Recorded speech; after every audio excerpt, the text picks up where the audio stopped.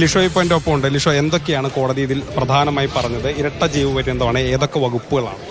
അതായത് ഇതിൽ ഏറ്റവും പ്രധാനപ്പെട്ട കാര്യമെന്ന് പറയുന്നത് ഇയാൾ മാനസിക നില ഭദ്രമല്ലാത്ത ഒരാളാണ് എന്നുള്ളതാണ് പ്രതിഭാഗം ഏറ്റവും അധികം ബാധിച്ചിരുന്നത്. അത് കൃത്യമായി കോടതി തള്ളിക്കളഞ്ഞിരിക്കുകയാണ്. അതായത് ഇയാൾക്ക് ഇനിയിപ്പോൾ ഏതെങ്കിലും തരത്തിൽ ഈ മാനസിക നില ശരിയാകാനുള്ള ട്രീറ്റ്മെന്റ് ഒക്കെ നൽകിയാൽ പോലും അയാൾക്ക് അങ്ങനെ തിരികെ ഒരു കുറ്റവിമുക്തനായി ഒരു നല്ല നടപ്പിലേക്ക് പോകും എന്നുള്ള യാതൊരു വിധത്തിലുള്ള ഉറപ്പും കോടതിക്കില്ല എന്നുള്ള കൃത്യമായി കോടതി നിരീക്ഷിച്ചിട്ടുണ്ട്. മാത്രമല്ല ഇയാൾക്ക് മാനസിക നിലയിൽ യാതൊരു വിധത്തിലുള്ള പ്രശ്നങ്ങളും ഇല്ല എന്ന് പറഞ്ഞിട്ടുണ്ട്.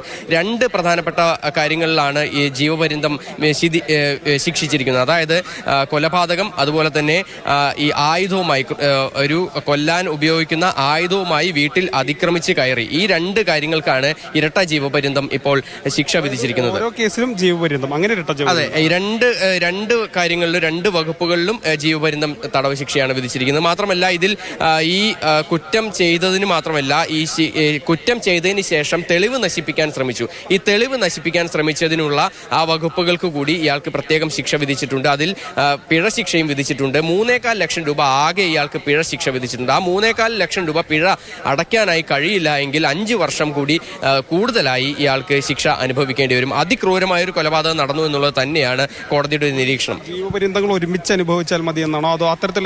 ശരി ഗൂഗിൾ ലിഷ, ഞാൻ വേഗത്തിൽ നിങ്ങളിലേക്ക് വരെ ഏറ്റവും പ്രധാനപ്പെട്ട വാർത്തയുടെ വിശദാംശങ്ങളാണ് ഇരുവരും ചേർന്ന് നൽകിയത്. ചെന്താമരയ്ക്ക് ഇരട്ട ജീവപര്യന്തം തടവ് ശിക്ഷ കോടതി വിധിച്ചിരിക്കുന്നു.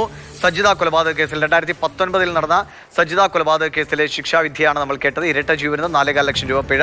സജിതയുടെ കുട്ടികൾ അവിടെ ഉണ്ട്, അവരുടെ ദൃശ്യങ്ങൾ നമ്മൾ കണ്ടു. അവർ അല്പം ആശ്വാസത്തിലാണ്. കാരണം അവരുടെ അമ്മയെ കൊലപ്പെടുത്തി, അച്ഛനെ കൊലപ്പെടുത്തി, അച്ഛമ്മയെ കൊലപ്പെടുത്തിയ ആൾക്ക് ഇരട്ട ജീവപര്യന്തം എന്നത് തന്നെ അവർ വധശിക്ഷയാണ് അവർ ആവശ്യപ്പെട്ടതെങ്കിലും ആദ്യ കൊലപാതക കേസിൽ ജീവപര്യന്തം എന്നത് അവർക്ക് അല്പം ആശ്വാസം നൽകുന്നുണ്ട് എന്നാണ് മനസ്സിലാകുന്നത്. നമുക്ക്